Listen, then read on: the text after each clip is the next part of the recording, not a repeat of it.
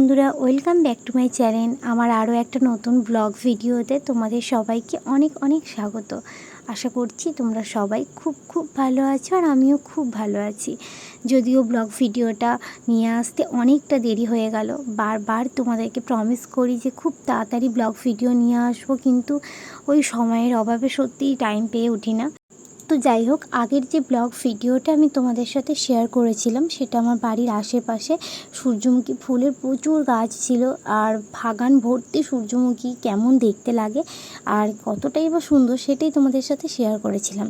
আর ওই দিন যখন আমি ভিডিও করতে গিয়েছিলাম না, তখন শুধু সূর্যমুখী ফুল না, একটু আশেপাশের পরিবেশটা কেমন সেগুলোও তোমাদের সাথে ভিডিও করেছি শেয়ার করব বলে।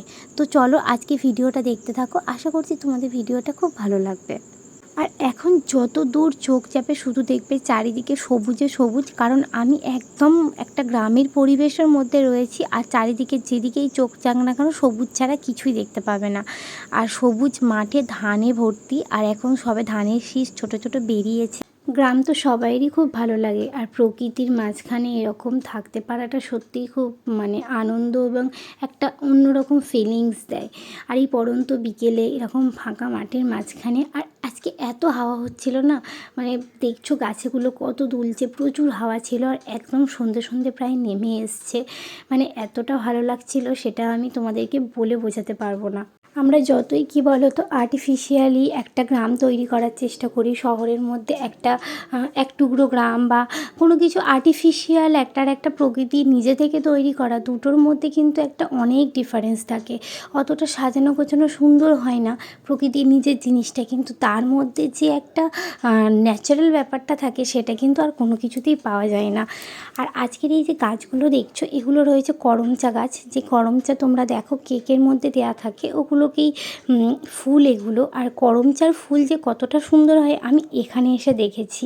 এর আগে আমি কখনো করমচা গাছও দেখিনি, আর তার ফুলও দেখিনি। অ্যাকচুয়ালি আমাদের আসতে অনেকটা দেরি হয়ে গিয়েছিল, আমরা যদি আর কিছুদিন আগে আসতাম তাহলে গাছ ভর্তি ফুল দেখতে পেতাম, কিন্তু এখন যখন এসছি না, অলরেডি ফুলগুলো ঝরে গিয়ে ফল ধরা শুরু হয়ে গেছে। আর এখানে দেখছো বিকেলবেলায় মাঠে সবাই কাজ করছে, তারা বাড়ি ফিরবে। মাথার উপরে একদম নীল আকাশ বলতে যেটা সেটাই, সেরকম একটা মেঘ নেই, পুরো নীল আকাশ। আর দূরে সূর্য দেখছো মেঘের আড়ালে অস্ত যাচ্ছে, আঁকা বাঁকা পথ, আর যেদিকে তাকাচ্ছি শুধুই সবুজ আর সবুজ। আর ধানগুলো যখন পেকে যাবে তখন চারিদিকে শুধু সোনালি, পুরো চারিদিকটা কভার করে তোমাদেরকে দেখালাম। আর দূরে দেখছো ওখানে একটা ছোট্ট খাল রয়েছে, যেখানে ছোট ছোট পানা ফুলও কিন্তু হয়ে আছে। অত বেশি দেখানোর সুযোগ পেলাম না, কারণ ভিডিওটা তাহলে অনেক বেশি বড় হয়ে যাবে। আর আমরা একটা শিরীষ গাছের তলায় দাঁড়িয়েছিলাম, আর এখানে দেখলাম না এসে প্রচুর ধানকুল পাতা হয়ে আছে। জানি না সবাই তোমরা এটা চেনো কি না, তবে এটা কিন্তু খুব উপকারী, আমরা সবাই খাই। হ্যাঁ, আর ওই তোমার তালের খোলা ফেলে ধান তো ঘুরেছে ঠিক এই জায়গাটা কেঁচোর মতন সরু মরে গেল। তখন কি বলতে জানো, কি বলতে যে বলে আমার কামড়েছে, বলে হ্যাঁ কামড়েছে, পরিষ্কার জায়গা তো। আমি তো বলতে যাই যাও বলটা কামড়েছে তোমার, আর পরিষ্কার জায়গা তো, আর ছোট কেঁচোর মতো ওখানে আছে। দেখছি ঠিক এইটুকু সরু বলতে ওর বিষ তাহলে কিরম বলো। যাই হোক, এখানে যখন এসেছিলাম যারা মাঠে কাজ করছিল, ওরা এখানে অনেক কিছু দেখেছে। তো অনেক দিন থেকেই ওরা তো অনেক বছর ধরে এখানে আসছে, কাজ করছে, তো সেগুলোই আমাদেরকে একটু গল্প করছিল। তাই খুব অল্প একটা ছোট্ট ক্লিপ তোমাদের সাথে শেয়ার করলাম। আমার এগুলো শুনলে আমার কি বলো তো খুব ভয় হয়, টেনশন হয়। তো সেই জন্য আমি বেশি নিজে ভয়তেই দেখালাম না তোমাদেরকে, গল্পটাও পুরোটা দেখালাম না। বুঝতেই পারলে ওনারা কিসের কথা বলছিল।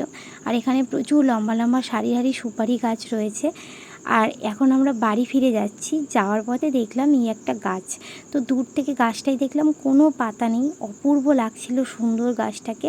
তো কাছে এসে তারপরে আমার কাকিমা বললো, কাকি শাশুড়ি, যে এটা জিয়ল গাছ। ছোটোবেলায় তো বইতে পড়েছি, জিয়ল গাছে বেড়ার ধারে যেথায় হব বনবাসী কেউ কোথাও নেই। তো এই লাইনটা খুব মনে পড়ে গেল। আর এটা জিয়ল গাছের আঠা। তো এইখানে একটা ছোট ছোট ফলও আছে, এই ফলগুলোও কিন্তু অনেকে হয়তো ছোটোবেলায় কিছু বই টই খাতা ছিঁড়ে গেলে জোড়ার কাজে আমরা হয়তো পেরে এর মধ্যে থেকে আটাটা ব্যবহার করেছি আমিও নিজে করেছি ছোটোবেলায়, সেটা আমার মনে পড়ে গেল এখন।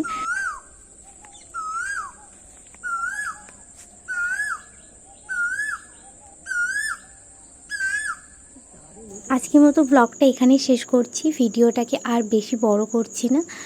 আজকের মতো সবাইকে টাটা, আর সবাই খুব খুব ভালো থেকো, সুস্থ থেকো, আর প্লিজ কমেন্টস করে আমাকে জানিও ব্লগটা কেমন লাগলো।